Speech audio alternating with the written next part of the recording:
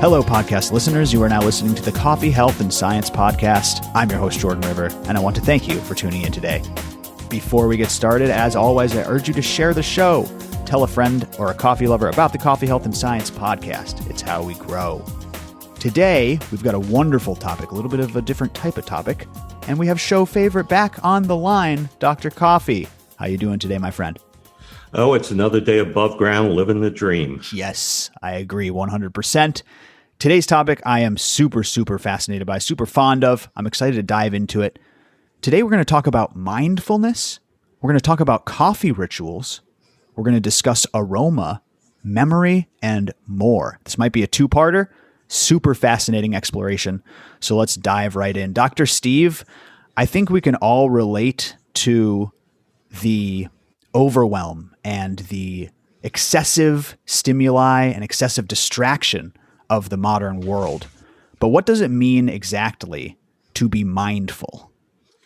So that's a great question. And I call this episode the Hello Dolly episode. You know, Hello Dolly. You know that? So His Holiness, the Dalai Lama, the 14th Dalai Lama, talks about happiness and mindfulness. And being mindful means living in the moment. It means being present to the people and space you're in right then and there. And there's a lot to say about mindfulness. You know, it's rooted in Buddhist and Hindu teachings, but really all religions talk about mindfulness. In Judaism, when you put on your prayer shawl, you have to be mindful of what you're doing. When you say the prayer, the Shema, Hear, O Israel, you have to be present to what you're doing. Buddhism, Hindu, Christianity has mindfulness as part of it. So there must be something important about being present in the moment. Would you agree? Absolutely agree. And I think that, again, we've kind of lost sight of that with the excessive distractions. And there's actually a lot of medical research talking about the benefits of things like meditation. And they're seeing these benefits from multiple things, but all those things have in common is that we're cutting out the distractions. We're focusing on one thing. We're letting our brains kind of recover, if you want to get physiological and biological about it. But really, it is about the practice itself. It is about the moment. And like you said, not dwelling on things in the future or the past, but experiencing the present. Exactly. And not only, when you work on mindfulness, not only are you helping yourself, but you're also encouraging the world to be a kinder, more gentle place. That's a really profound point. Talk to me about practicing mindfulness and what that means, what you can do, and the effects that it has on you as well. So I have a interesting take on mindfulness. As you know, I'm Dr. Coffee. So what do you think I would be doing with mindfulness? You got to take time every day to brew that coffee, man. You probably have I know you got multiple methods, but some are definitely more interactive than others, I would say, manual than others, I would say. But yeah, that's a perfect example of that, of a bastion of mindfulness in a sea of stimuli. Absolutely. So, you know, first coffee, then things, right? So when you get up in the morning, after you've had time to wash your hands and use the restroom and wash your eyes. By the way, I don't know if we've ever talked about this, but one of the most important things you can do first thing in the morning is to take cold water and wash your eyes. Oh, I like that. You know, we have these sensations in life. We have our sensory, our eyes, our taste, our touch. In fact, touch is really important. And because of COVID and the pandemic, we're seeing people now come out with a touch, not enough touch in life. Oh, so right. We're seeing ramifications of that depression as part of not being able to touch people. I digress. No, so fine. It's important to wash your eyes. Once you do that, become mindful. Go into the kitchen with complete focus on what you're going to do with coffee. Take your coffee, take the beans, grind the beans, put it into the apparatus you're going to be using to make coffee, boil the water. I mean, just be completely focused on what you're doing. You know, in mindfulness practice of meditation, it doesn't really say you have to do a certain thing to get where you want to go. Being mindful about this ritual, first morning ritual of coffee, is an incredible gift that you give yourself to be completely focused on brewing a wonderful cup of joe. That's exactly right, man. And I think a big part of that is, as you said, the sensory experience. Because you get locked up in your head when you have anxiety, when you're worried about the past, when you're, what do they call it, in the parasympathetic mode, the fight or flight mode? I forget if it's the sympathetic or the, so yeah, I mean, that's always occurring in your head. But if you can get out of your head and into your body and into your heart, like you said, listen to the sound of the beans grinding and the change from as they go from coarse to fine, smell the aroma as you pour the coffee into the basket and the air kind of wafts, listening to the dripping sound. I actually have, in a little kind of private social media community I post the sound. I get the microphone right up in to the coffee as it pours in the morning, and I post it almost every single morning. And something about that sound, just focusing on that sound, allows you to clear your mind of everything else. Because like you said, it's not necessarily about focus. There's many, many different types of meditation, but it's not about necessarily doing any one certain thing.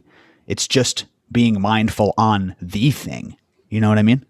And you can't do anything better than brew coffee, so you might as well be mindful about that, right? Exactly. It's the best. It's our highest offering according to Dr. Coffee.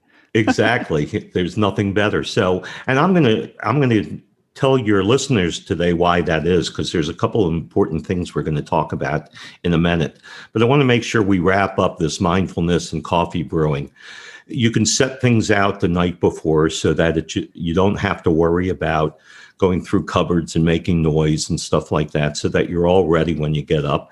And you wash up, you walk into the kitchen, you do your ritual, being totally focused on the event of creating a coffee brew. When you're going to do that, you're also going to smell the coffee. Every once in a while, you have to stop and smell the coffee. So the smell of coffee is a delight, but it also stimulates us. Really, there's nothing more comforting than the aroma of coffee in the morning. In fact, it was a commercial on TV for years, remember? Was it Folgers or something, in which they used to wake up smelling the coffee brewing? That's right. Yeah, that's the first thing they smelled as their eyes open in the morning. The wife is brewing the coffee. The best part of waking up. Yep, the best part of waking up is Folgers in your cup. I like purity, but that's okay. So Ben Franklin said, among the numerous luxuries of the table, coffee may be considered as one of the most valuable. It excites cheerfulness without intoxication, and the pleasing flow of spirits which it occasions is never followed by sadness, languor, or debility. We had that same quote in one of our history episodes, and that's one of the smartest men looking back, throughout history. This is someone who was trying to abolish slavery in the 1700s. This is someone who was, I really admire Benjamin Franklin, and for him to take the time by the way, he was also a drunk. He loved to drink. So for him to speak so highly of coffee, you know what he was comparing it to, after about having the languishing, we all know what he was talking about. But yeah, I love that quote, man. And I'm glad you included that. Well, I have another quote too, which I love, which is the reason we want to make ourselves mindful in the morning is because we can change the world. And if you don't believe that you can change the world, if you think you're too small to change the world, the Dalai Lama says, if you ever think you're too small to make a difference, try sleeping with a mosquito one night. I like that. That's great. Some of those Dalai Lama quotes are fantastic.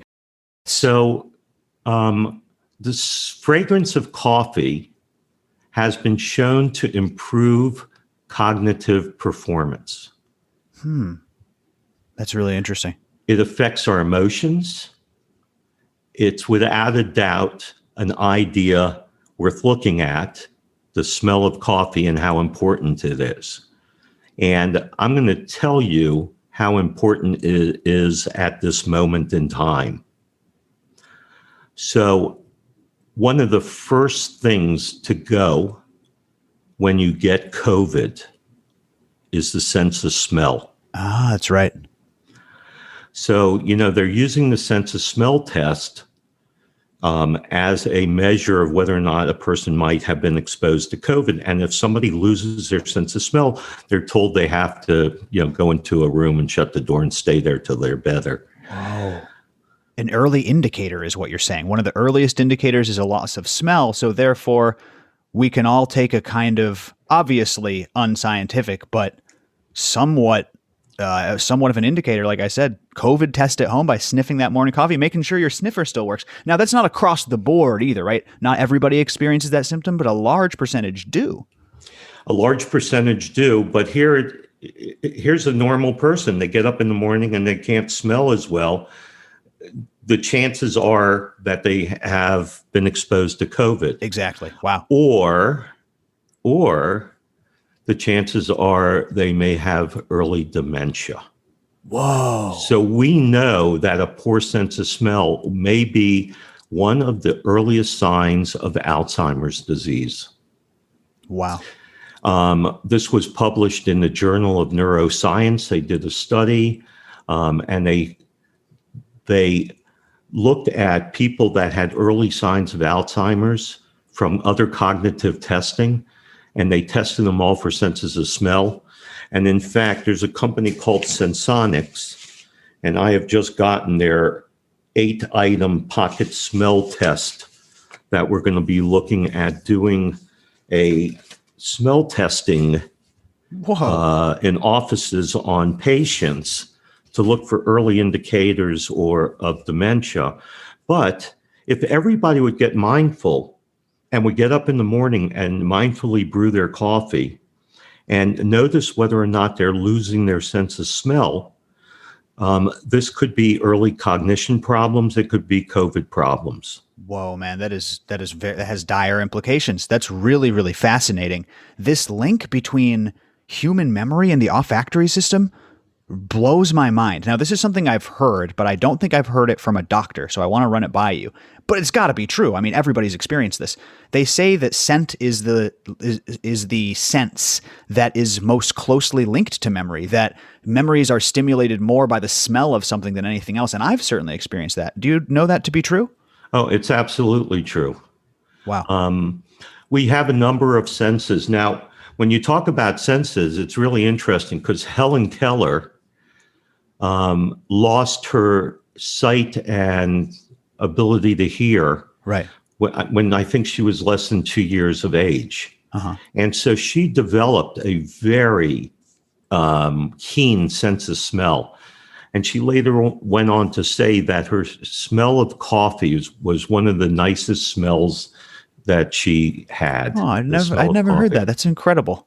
Yeah. That's heartwarming. Wow. Yeah. Heartwarming and mugwarming. Now, there's something also important in this whole thing, and it has to do with the chemistry of taste. Oh, okay. So tasting coffee is also linked to our cognition. We get when the tongue senses the 1,000 chemicals which are in coffee and the taste of the coffee, it sends out nervous impulses to your limbic system throughout your nervous system, and it really helps getting your day started.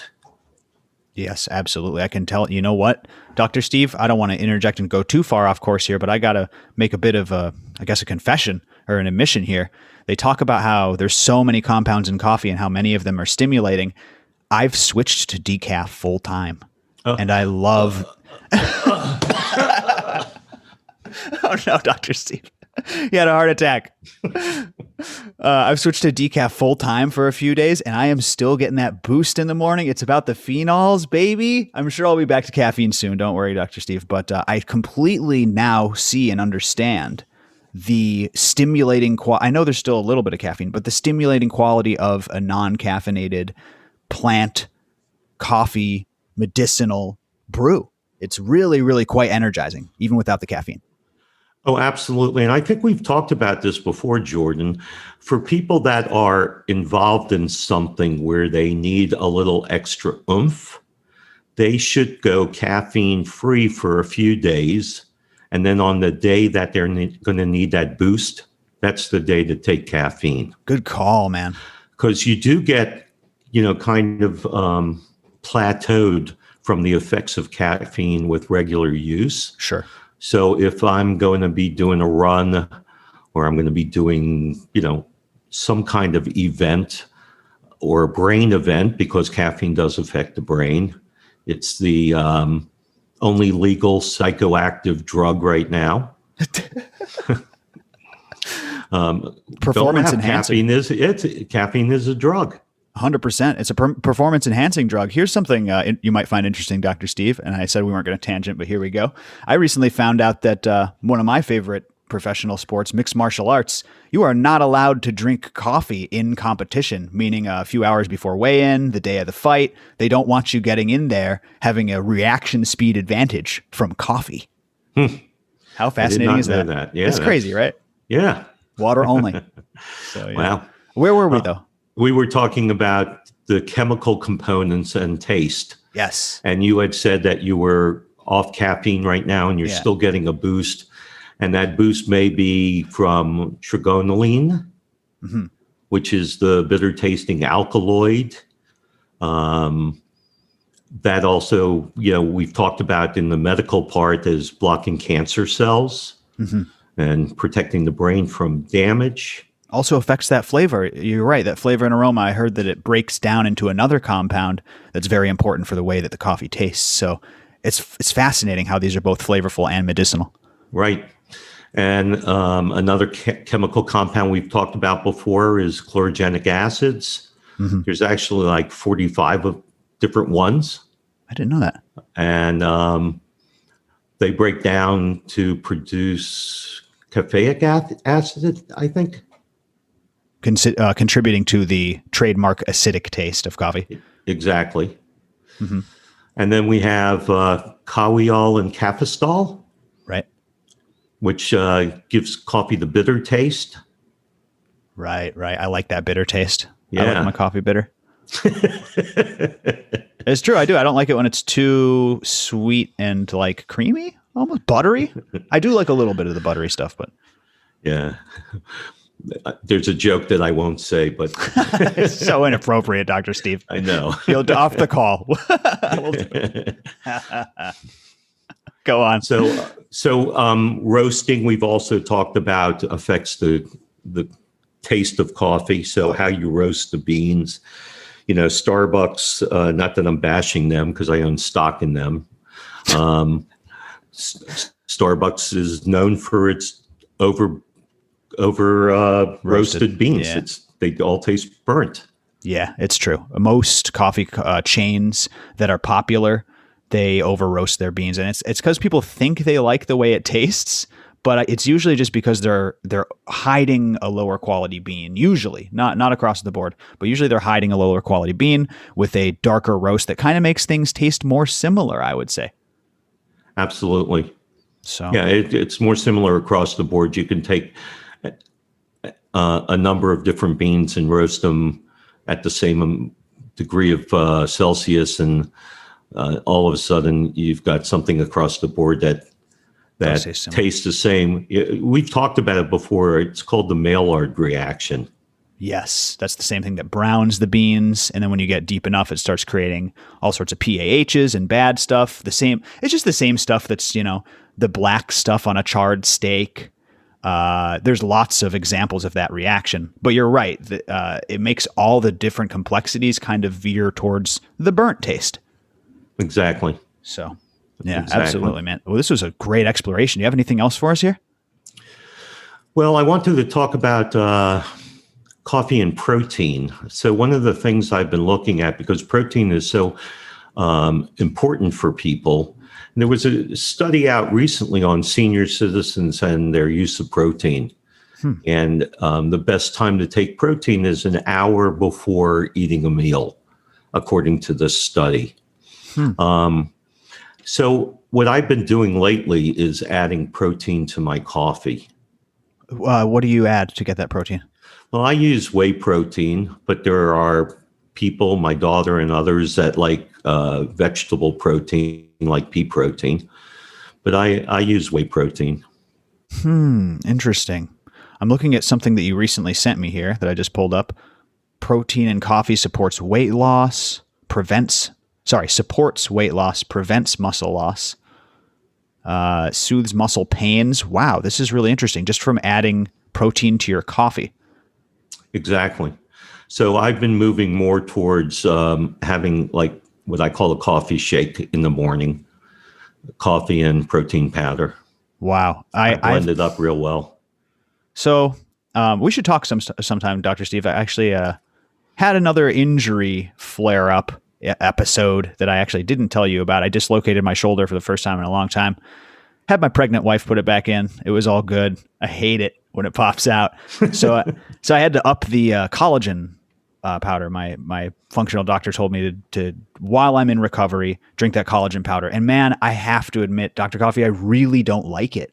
Especially when I get to the dose that he recommends, it makes the coffee so tangibly grainy, and I can taste it. I don't care how much they say it's tasteless. So I'm just kind of a complainy patient talking to a doctor now. But do you just tough luck? You'll have another cup that'll be normal after, and just take the medicine type of attitude, or do you have any suggestions on making it a little more palatable?